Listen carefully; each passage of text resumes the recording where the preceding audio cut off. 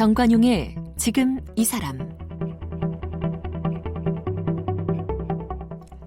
여러분 안녕하십니까? 정관용입니다. 오늘도 어제에 이어서 더불어민주당 우상호 의원과 함께합니다. 32년 전인 1987년 6월 항쟁 당시를 회고해보고 있고요. 그리고 이제는 32년이 흐른 2019년 대한민국 정치는 과연 질적 변화를 이루고 있는지 좀 진지한 대화를 나누고자 합니다.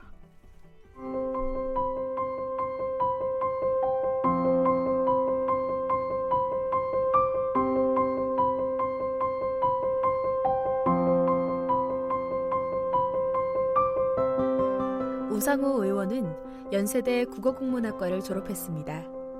1987년 6월 항쟁 당시 연세대학교 총학생회장과 전국대학생 대표자협의회 부의장을 맡아 민주화운동 선봉에 나섰는데요. 6월 항쟁 시위 과정에서 숨진 대학 후배 이한열 열사를 위한 서울시청 앞 대규모 장례식의 집행위원장을 맡기도 했습니다.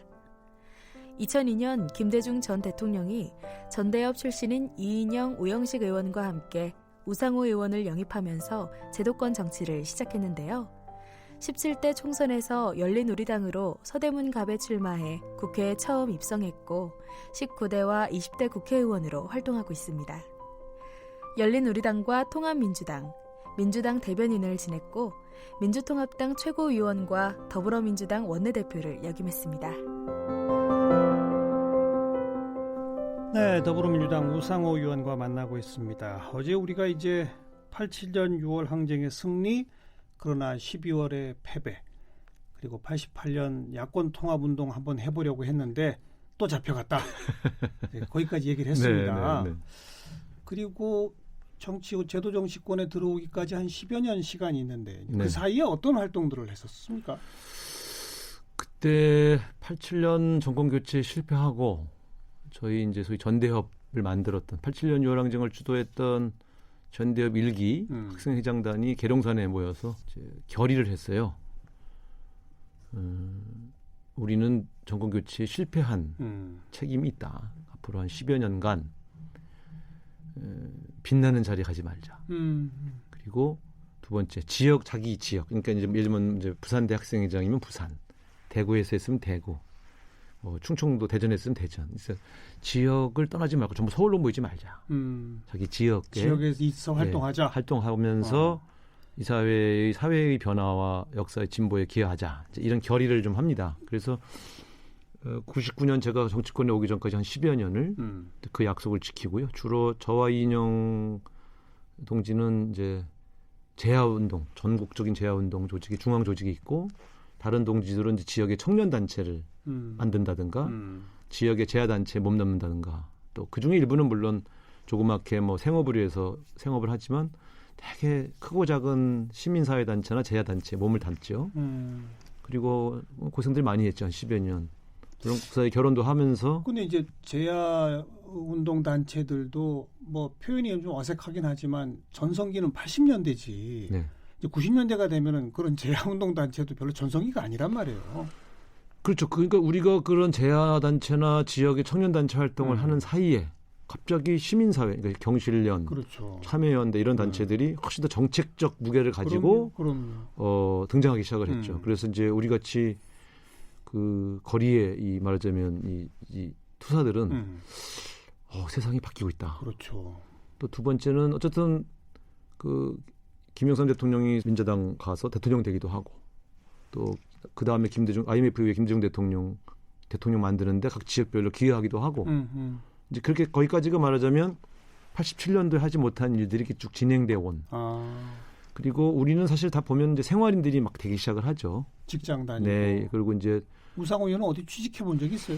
저는 출판사를 한 4년 이제 재야에 있으면서 또 왜냐면 이제 애가 나오니까 나도 생업은 해야지. 월급 받아야지. 부인한테 신세 질 수 있나. 우리 부인이 직장 다녔으니까. 그래서 그때만 해도 작은 생각으로 출판사를 하면서 돈을 벌면서 또 한쪽으로 데모도 계속 해야지. 이러고 했는데 사업이 그렇게 만만한 게 아니더라고요.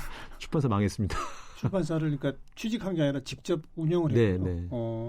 그래서 후배가 하던 출판사를 인수해서 했는데 좋은 조건에서 인수했어요. 돈 한 푼 안 들고. 근데 결국 저는 사업할 제가 지금도요. 네. 직원들을 한 4-5명 고용해서 월급 안 밀리고 몇 년 사업하는 사람들은 저는 무조건 애국자라고 생각합니다. 근데 해보니까 네. 보통 일이 아니에요. 그래서 저거 결국은 부인에게 생업을 의지를 많이 하고 저는 맨날 데모하러 다니고 네. 미안하죠. 한 10여 년을 그렇게 살았죠. 네. 그러다가 제도 정치권에 들어가는 일종의 존재론적 결단인데 네. 그건 어떻게 이루어진 겁니까? 그때 이인영 동지가 이제 좀 보자고 그래서 임종석, 오영식 이렇게 우리 전대 멤버들 같이 술을 먹었는데 모종의 제안을 받았다. 99년도에 김대중 대통령께서 여당에 새로운 바람을 불러일으키기 위해서 정당 개혁을 해서 정당을 새로 만들려고 하니 그때 이 젊은 87년 멤버들이 합류해서 좀 정치를 좀 개혁하는 데 좀 도와주라. 어떻게 할 거냐. 그래서 이제 난상 토론을 하면서 밖에서 우리가 제야하고 시민사회 해봤자 정치 권력을 변화시키는데 우리가 한계가 있다. 또 김대중 대통령을 대통령 만들었으니 밖에서 할 수 있는 일은 이제 끝난 것 같다. 그래서 이제 들어가자. 그렇게 결정하고 이제 정치권에 들어가게 된 것이죠. 이인영, 임종석, 오영식, 우상호 함께. 네. 그래서 새로 만든 당이 아마 새천년 민주당. 그렇습니다. 그렇죠. 네. 그리고 선거 여러 번 치렀죠. 네, 지금까지 5번 치렀습니다. 5번. 네. 그중에 2번 떨어지고 3번 되고. 네. 그 2번 떨어져 보고 3번 당선돼 보고 이렇게 해보니까 국민들이 무섭더라고요. 유권자 한 분 한 분이 정말 소중해요. 처음에 영입됐을 때만 해도 약간 기고만장했거든요. 예. 화려한 스타가 된 것 같고 막 그랬는데 야 이게 지역구에서 낙선해 보니까 그러니까 정치 간단한 게 아니더라고요. 예. 그 5번 맞붙은 상대가 똑같죠. 네, 이성원 전 의원님, 네. 전 의원. 네. 같은 대학 같은 학번 아니에요? 맞습니다. 같은 연대 같은 파리라고. 저보다 나이가 4살 많으셔서 제가 형님 모시는데 이런 악연이 없죠. 그렇죠. 네. 다음에 또 붙게 되면 이건 6번인데. 그러니까. 아마 한국 정치사의 바로 내년이에요. 네, 전무 후무한 일이 될 것 같습니다. 네. 그러니까 이성원 전 의원은 일찌감치 상도동 쪽 네, 김영삼 대통령 비서로 해서 청와대 비서관 지내고 그러니까 조금 앞서 들어간 거죠. 그렇습니다. 저보다 한 기수 먼저. 그러니까. 네. 그래서 그분 처음 출마했을 때는요. 내가 좋아하는 당은 아니어도 그래도 연대 선후배 인연이 있으니까 그때 교란 박스 사가지고 간 적이 있었어요. 송영길, 정택은 저 이렇게 역대 학생회장단들이 제가 그 지역구에 출마할 거라는 거는 상상도 못한 상황에서. 네. 열심히 하시라고. 네. 그래서 그때 당선됐던가요? 이성원 전 의원이? 떨어졌죠. 네. 그 다음에 이제 당선이 된 거죠. 그 다음에 제가 지면서 그분이. 그러니까. 네. 저로 인해서 당선 한번 되셨죠. 내년에도 또 붙게 될 것 같아요. 네, 뭐 지금 열심히 지역구 활동하고 계십니다. 삼선하고 이제 뭐 당 최고위원회 원내대표까지 다 지냈잖아요. 네. 어때요? 우리 정치가 좀 좋아졌어요? 제가 원내대표 할 때 이제 박근혜 대통령 탄핵을 했지 않습니까? 그때 제가 어떻게 이 우상호의 운명이 무슨 회장만 맡으면 정변이 일어나나. 그러니까 20대 중반에 학생회장 맡아서 6월 항쟁 맞아요. 참여했고 원내대표 되니까 갑자기 그런 탄핵 같은 상황이 발생을 하고 그래서 그 교과서에 날 만한 정변을 2번이나 중심에 서 있어 보니까 내 운명이 왜 이렇게 국가를 시끄럽게 하는 운명인가? 막 이런 생각 들 때도 있죠. 다시 말씀드리면 분명히 정치가 과거 몇십 년 전에 비해서 발전하고 변화된 것들이 많음에도 불구하고 조금만 방심하면 권력이 늘 일탈할 수 있는 또 뒤로 가고 또 뒤로 그거를 가고. 또 경험하게 된 거죠. 이제는 제도권 안에서. 그러면서 민주주의라는 것이 참 어렵구나. 그렇죠. 그러니까 후퇴할 수 없는 어떤 영원 불면의 민주주의가 존재하는 건 아니구나. 늘 물을 주고 갖고 와야 되는구나. 이런 경험을 하게 됐죠. 조금 좀 거창해질지 모르지만 우리 현대 역사를 다 거슬러 가보면 4.19 정말 위대한 민주혁명을 이루었어요. 그런데 5.16으로 패퇴했습니다. 결국 국민적 관점에서 보면 쿠데타 세력한테 우리가 진 거예요. 그렇지 않습니까? 맞습니다. 그리고 장기 군사 독재. 12.6과 5월 뭐 서울해봉, 광주 항쟁까지 있었으나 5.18에 또 우리가 당했습니다. 그죠?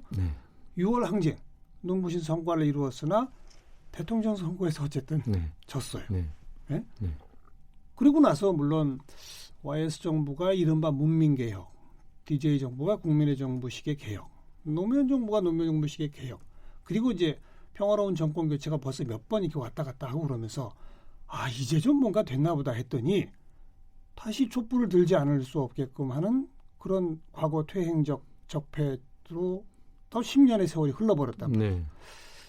그리고 이제 촛불혁명으로 다시 이제 됐어요. 네. 되긴 됐는데 질적으로 우리 사회가 바뀌고 있나? 이런 질문을 던지면 네. 글쎄 별로 안 바뀐 것 아직 같은데. 과정에 있는 거죠. 그죠? 예, 과정에 있는 거죠. 그러니까 이제 가령 뭐 세부적으로 보면 의회 민주주의는 어떻게 진전됐나? 각 당의 이제 사당 체제, 그러니까 소위 말하면 이제 개인이 당의 주인이었던 시절은 지났고 이런 식의 큰 변화는 있지만 국민들의 민도 그리고 세계적인 민주주의 수준에서 보면 아직은 우리가 의회 운영에 있어서의 그러니까요. 문제라든가 각 정당의 구조적 한계 이런 것들은 아직 극복 대상들입니다. 제가 볼 땐 대한민국의 가장 큰 문제는 저는 정당 문제라고 봐요. 네. 의회 민주주의는 결국 정당의 구조의 한계로부터 규정받는 게 많습니다. 현재 의회에 있는 의회제도, 상임위제도, 뭐 법안 심사 제도 이런 것들에서 큰 문제는 없는데 결국 정당을 운영하는 지도자들의 문화와 관습이 끊임없이 대결과 정쟁을 반복할 수밖에 없는 이런 구조로 가고 있지 않습니까? 그런 측면에서 본다면 지금 우리 정치가 아직 많은 국민들에게 불신을 받고 있는 일의 본질로 가면 저는 정당 문제라고 보는 편이죠. 정당 문제. 그러니까 정당이 과거에 김영삼, 김대중 대통령이 갖고 있는 사당 체제는 극복을 했는데 또 각종 당원 당규를 통해서 그 운영의 민주화나 이런 것들을 만들었지만 각 당과 당의 관계 맺음이 보다 합리적이고 정책적 경쟁을 통해서 만들어가는 문화로 정착되기보다는 결국 그 당을 주도하는 지도자들 간의 다툼, 그러니까요. 언쟁, 또 정략 이런 것들이 더 앞설 수밖에 없는 구조. 이런 것들이 아직 극복되지 않은 과제다. 저는 근데 바로 그 점이 권력 구조와도 연결되고 선거 제도와도 연결되는 네. 정말 중요한 과제 아니겠습니까? 그렇습니다. 그러니까 우리 정치가 질적으로 변화하려면 이제는 다당제가 가능한 어느 한 당도 일당 독식이 불가능한 구조로 갑시다라는 정신이 연동형 비례대표제의 정신으로 받아들여져서 선거제 개혁 패스트트랙까지 간 그동안의 일련의 과정이잖아요. 네. 근데 또 솔직히 이론적으로 보면 다당제적 정당 구조는 권력 분산형 권력 구조와 맞는단 말이에요. 맞습니다. 이론적으로는 의원 내각제 맞습니다. 아니면 뭐 의원 집정부제와 네. 맞는데 우리 국민들은 대통령제를 여전히 선호하고 있고 네. 이 기묘한 상황에서 네. 어떻게 하는 게 바람직한 거라고 봐요? 그러니까 저도 실제 제도권 정치에서 한 20여 년 낙선도 했었습니다만 경험을 해본 바로는 다당제는 내각제에 맞는 정당 구조고요. 대통령 책임자에서는 역시 양당 구조가 효율적이에요. 근데 그러면 다당제를 통해서 내각제적 권력 구조 개편을 가져가고자 하는 분들이 정말 진정성이 있으면 대통령 중심제 안에서의 양당 구조 혹은 소 3당 4당 구조를 하더라도 거기서 연합과 연대와 다양한 정치 실험을 해야 돼요. 그렇죠. 그걸 통해서 많은 국민이 다당제를 해보니 괜찮네. 오히려 양당제보다 갈등이 적고 효율성이 있네라고 판단해야 권력 구조도 그러면 한번 바꿔볼까? 권력 내각제로 갈 수 있는 건가라고 열리는 것이지. 지금과 같은 정당의 격돌 구조를 가지고 당만 여러 개 있다고 하면 정치 불신만 심어야 되지 않습니까? 국민들이. 그러니까 제가 다당제와 내각제에 대해서 저도 좋은 장점이 있다고 열린 마음으로 느끼고 있지만 정치는 현실이니까. 글로 이동하려면 선결 조건이 뭐냐? 결국 정치 불신 때문에 다당제로 못 가는데 정치 불신 때문에 내각제로 못 가는데 왜? 야, 내가 직접 뽑은 대통령 나라를 통치하는 것이 좋지. 내가 불신하는 국회의원들이 수상하고 내가 불신하는 국회의원들이 장관 해먹는 건 자기들끼리 또 짬짬이해서 그렇지. 그러니까 정치 불신이 심화될수록 내각제로 못 갑니다. 그러니까 내각제로 가고 싶으신 분들은 대통령 책임제 하에서의 양당제를 하더라도 양보의 미학, 정책 경쟁의 미학을 만들어야 되는데 그게 불가능하다. 선거가 다가오면 그러니까요. 극렬한 경쟁 구조, 갈등 구조를 부추겨서 자기 지지층을 결집해야 되니까 결국은 이게 동전의 양면이죠. 저는 그런 측면에서 우리 정치가 저는 시험대에 들고 있다. 이렇게 보고 있는 거고요. 벌써 저는 오래전부터 시험대에 들어있어요. 계속 시험만 드네요.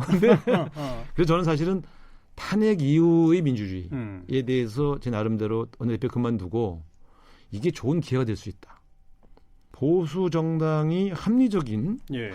개혁적 보수가 중심이 돼서 정치를 이끌어갈 수 있다면 그러면 우리도 거기에 영향을 받아서 더 공부하고 더 좋은 정책 개발하는 정당으로 변모할 수 있을 텐데 그런 기대를 했다고요? 저는 했어요 실제로. 왜냐하면 꼭 안 되는 기대만 하네요. 아이 글쎄 말이에요.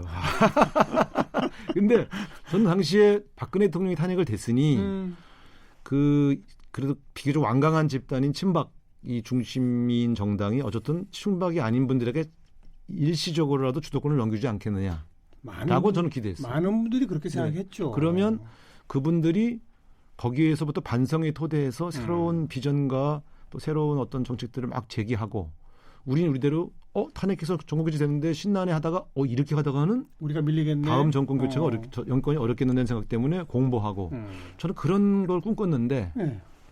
다시 그냥 그러니까. 옛날로 돌아왔네요. 그러니까 생각보다도 이른바 탄핵에 찬성하며 나온 바른정당부터 너무 국민적 지지를 받지 못했고 물론 중간에 반기문 파동 등등도 있었습니다만 또 생각보다 너무 빨리 많은 의원들이 돌아가 버렸고 그리고 돌아간 당도 한동안은 좀 조용히 있는 듯 하더니 다시 강경보수적 목소리를 내면서 지지도를 끌어올리고 있고 이거는 우상호 의원이 생각하던 방법과는 거의 정반대로 좀 가고 있는 거죠. 그러다 보니 전국은 더 안 풀리고 있고 어떻게 해야 합니까? 답답합니다. 그렇죠. 그래서 저는 어차피 이 문제는 다음 총선까지는 해법이 없으니 총선이 지난 이후에 국민들이 선택해준 정당 구도를 가지고 다시 대화를 시작해야 된다. 어차피 총선 전에는 이젠 그런 합리적인 변화를 도모하기는 좀 어렵지 않습니까? 총선을 앞둔 정당들이 이미 자리매김을 그렇게 하고 있는데 그걸 아무리 옆에서 얘기한들 변화가 있겠습니까? 그래서 저는 내년도 총선이 끝난 이후에 그러면 그게 이제 바로 그 다음 정권을 창출하기 위한 경쟁이 시작되지 않겠습니까? 그렇죠. 그때 이제 그런 어떤 새로운 변화 시도, 다음 정권을 잡기 위해서 과연 보수가 지금 같은 모습을 가져갈 거냐? 저는 절대 불가능하다고 보거든요. 지금 같은 강경보수의 모습으로 다음 대선을 어떻게 준비하겠습니까? 그러면 보수도 어차피 다음 정권을 잡기 위해서 중도 외연 확장 전략을 펼 것이고 또 우리는 우리대로 문재인 대통령의 이 집권 기간들을 자체 평가하면서 또 새로운 희망의 비전을 만들기 위한 노력을 하게 될 것이다. 그때가 한 번의 기회가 올 것이다. 저는 그렇게 기대하고 있죠. 근데 늘 기대대로 안 되는 게 문제인데. 근데 우선 한 가지 내년 총선에 국민의 심판을 받은 후에야 가능하겠다. 이건 맞는 얘기 같아요. 지금 이미 우선 자유한국당부터가 총선용 전략 체제로 돌입한 것 같고 그렇습니다. 더불어민주당도 집권 여당이기 때문에 국정 운영에 무한 책임을 지려고 하는 부담감이 전혀 안 느껴지는 건 아니지만 좋다. 당신들이 그렇다면 우리도 좋다. 총선용으로 가보자. 이렇게 된 것 같아요. 지금 거의 그런 분위기입니다. 그러니까요. 양쪽이 서로 그러면 그럼 이제 대격돌로 가는 거죠. 그렇습니다. 그럼 금년에는 국회 별로 일을 못 하겠네요. 나머지 달도 해야 할 기본적인 일들을 하겠죠. 가장 기본만. 근데 정말 중요한 국가적 아젠다. 그러니까요. 이걸 가지고 논의 못 여야가 머리를 맞대고 논의하기에는 너무 어려워진 것 같아요. 좀 섣부른 얘기지만 내년 총선에서 자유한국당을 좀 아주 작은 정당으로 찌그러뜨려야 돼라는 여론이 한쪽에 있지 않습니까? 저희 주 지지층들에게는 그런 여론이 있죠. 그게 가능할까요? 가능하지 않습니다. 선거가 저도 이제 우리 생각대로 돌아갔다면 제가 왜 2번씩 떨어지겠습니까? 이 국민들이 느끼는 체감 지수, 그러니까 정치적으로 어떤 판단을 하고 어떤 선택할 것인가의 문제가 우리의 주관적 바람대로 된 경우는 거의 없습니다. 우리 국민들이 현명하고 민도가 높아요. 그래서 늘 정당이 뒤따라가죠. 선거 결과가 나온 다음에야 후회하죠. 그때 이렇게 할 걸. 그래서 제가 늘 그런 말을 합니다. 일반 국민의 평범한 학력 수준, 경험 수준보다 훨씬 뛰어난 사람들을 모아놓고 왜 이렇게 선거라고 하는 기재, 정당이라는 틀 안에서 우리는 왜 이렇게 늘 뒤처질까? 이런 고민을 늘 하는데 내년 선거가 지나고 나서 또 한 번의 반성할 기회들이 여야의 공이 저는 올 거라고 봅니다. 우리는 우리대로. 저는 어떤 분들이 이렇게 가면 내년에 180석 하지 않겠어? 그런 분들 보면 제가 180석이 한국에서 어떻게 가능합니까? 박근혜 정부가 지난번 총선에서 그런 소리 하다 망했죠. 망했어요. 네. 그래서 제가 그랬어요. 저는 이번에 한 140석이라도 하면 저희 더불어민주당 단독으로 성공입니다. 그러면 사람들이 아이 뭔 소리야 단독 과반수는 되지. 그래서 저 그렇게 보지 않습니다. 벌써 대통령에 대해 서운해하시는 분들이 늘어나고 있고 또 우리 정당이 지금 국민의 목소리에 제대로 지금 대응하고 있습니까? 그래서 저는 위기의식을 가지고 우리가 우리를 겸허하게 돌아봐야 됩니다. 이렇게 생각하고요. 지금 자유한국당 비판하는 분들이 많다고 해서 우리에 대해서 다 항상 우호적이지 않다. 그렇죠. 그래서 우리는 지금 뭘 하고 있냐? 의원 한 명 한 명이 이런 얘기도 하는데 어쨌든 정치 6월 항쟁을 통해서 민주주의가 됐고 그래서 많은 사람들이 정치도 개혁해라고 하는 바람이 있었고 탄핵 이후에도 또 많은 분들이 이거는 너희 정치권에 보내는 경고다. 그렇죠. 이렇게 얘기했음에도 불구하고 1년 만에 다시 또 이렇게 원위치 되는 이게 민주주의의 본질인가? 이게 전 세계가 다 이렇게 해왔나? 또 이런 자괴감도 있지만 그래도 앞으로 국민들의 심판을 받았던 행위는 반복하지 않는 그런 자기 기제가 있을 겁니다. 근데 이제 가장 우려되는 게 어차피 내년 총선까지는 그렇다고 치면 내년 총선에 적어도 이 두 거대 정당 가운데 어느 한쪽이라도 아주 따끔한 패배를 해야 변화가 시작될 텐데 양쪽도 그렇게 별로 따끔한 패배가 아닌 그냥 뜨뜻미지간 결과가 나와버리면 곧바로 또 다음 대권 경쟁으로 돌입한단 말이에요. 제가 볼 땐 다음 대권 경쟁이 정치 개혁, 새로운 정책적 비전을 만드는 경쟁으로 안 갈 수가 없습니다. 그리고 그것이 역으로 정당을 변화시키는 기제로 작동하게 될 것이다. 그러니까 총선의 결과 때문에 반성하고 거듭나는 게 아니라 다음 한쪽은 정권 교체를 위해서 시동을 걸어야 되고 한쪽은 정권 연장을 위해서 시동을 걸어야 되기 때문에 양쪽 다 변화를 강제받을 수밖에 없는데 그게 정말 깊은 고뇌와 반성 속에서 시작하는 일이어야지 이 정략적 기법으로 이렇게 움직여지면 또 한계가 있을 것이다. 저는 이제 바라건대 총선은 자유한국당에 대한 평가이기도 하고 우리 정권에 대한 심판 성취가 같이 올 텐데 그 이후에 양쪽 당 다 자기들이 얻고자 하는 최고의 성과를 얻기는 어려울 겁니다. 그럴 것에서 다시 새로운 정권 획득을 위한 경쟁이 좀 더 순기능을 발휘하기를 바라는 것이죠. 저는. 그랬으면 좋겠네요. 좀. 네. 도와주세요. 자, 그 전에 이제 내년 총선을 그러면 어떤 룰로 어떻게 치를 것인가. 그러니까 현재 그 쟁점화되어 있는 패스트트랙에 올라가 있는 선거법이고 그러나 여전히 자유한국당도 함께 논의해서 어쨌든 가능한 한 합의로 뭔가 룰을 만들어 봅시다가 또 여당의 입장이기도 그렇게 하고 가게 돼야죠. 그렇게 갈 거 만들어야 되지 않겠습니까? 근데 이제 그 대목에 오면 부닥치는 게 솔직히 대통령도 여당도 그동안 해온 연동형 비례대표제를 강화합시다. 분권형 권력구조로 갑시다라고 하는 말에 비해서 집권 후에는 살짝 꼬리를 뺀 측면이 분명히 있단 말이에요. 그래서 차제에 국민을 설득하자는 의미로 연동형 비례대표율은 50%인데 아예 좀 더 높이고 국민들한테 과감하게 세비도 좀 깎을 테니 의원 정수를 늘려서라도 연동형 비례성 강화합시다. 또 이걸 야당이 받기 위해서 대통령인 내가 분권형 대통령제로의 원포인트 개헌에 동의하겠다. 뭐 이렇게 좀 큰 빅딜이 이루어질 가능성은 없습니까? 총선 전에는 불가능하다고 봅니다. 그래요. 그러면 왜냐하면 총선 전에는요. 뭘 제안해도 다 총선용 정략이라고 매도됩니다. 상대방에서 받질 않죠. 그런데 이런 빅딜 없이 선거법에 대한 합의가 가능할까요? 그래서 이제 이인영 원내대표와 나경원 원내대표 사이에 이게 정말 그 큰 정치력이 필요한데 그러니까요.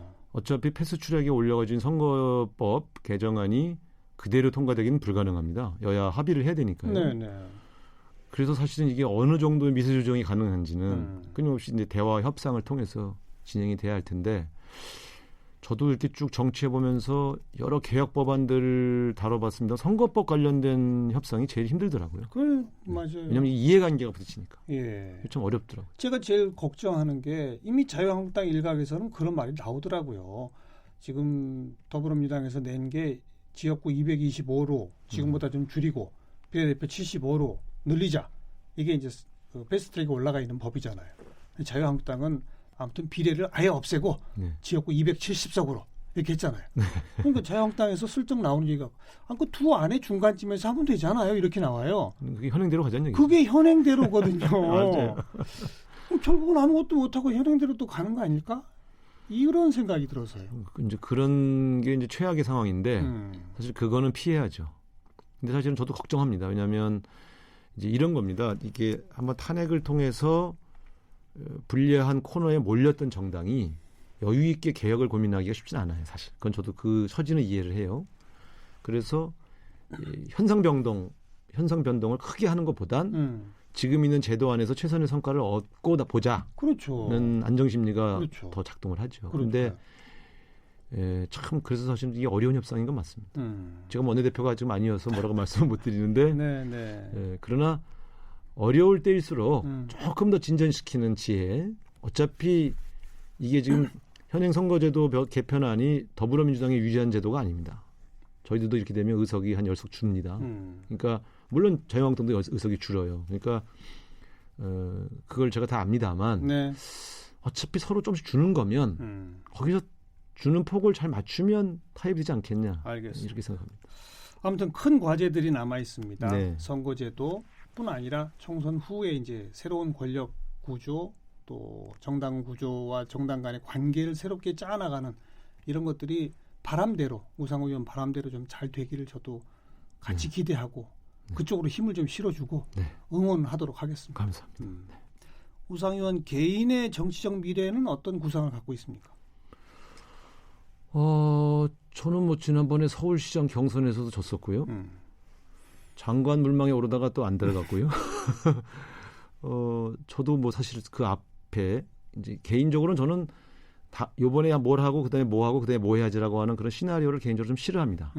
시나리오를 갖고 움직이는 정치인들이 꼭 실패하는 이유는 그 시나리오를 관철하기 위해서 순리에 어긋나는 행보를 하게 되거든요. 그래서 저는 비교적 다음에 뭐 해야지라고 하는 걸 정해놓는 것보단 일단 순리에 맞게 닥치는 일을. 그러나 지금보다는 조금 더 중요한 역할을 맡아 나가는 성장이 있었으면 좋겠다. 그래야죠. 어제 오늘 32년 전 6월 항쟁 이야기 또 우리 정치 이야기 우리 청취자분들께 정감 어린 목소리로 전달해 주셔서 감사를 드리겠습니다. 우상호 의원 고맙습니다. 감사합니다.